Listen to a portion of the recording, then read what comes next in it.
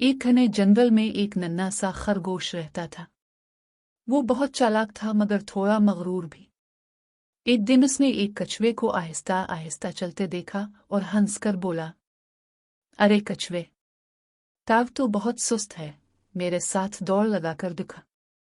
कछुआ मुस्कुराया और बोला, ठीक है, देखते हैं कौन जीतता है। दौड़ शुरू हुई। खरगोश बिजली की तरह दौड़ा और कुछ फासले पर पहुंचकर सोचा, कछुआ तो बहुत पीछे है, थोड़ा आराम कर लेता हूं। वो एक दरख्त के नीचे सो गया।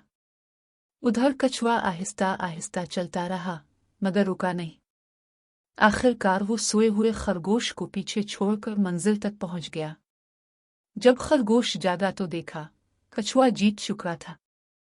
खरगोश को एहसास हुआ कि गुरूर हमेशा नुकसान देता है। सबक: मेहनत और मुस्तकिल मिजाजी हमेशा गुरूर पर भारी पड़ती है।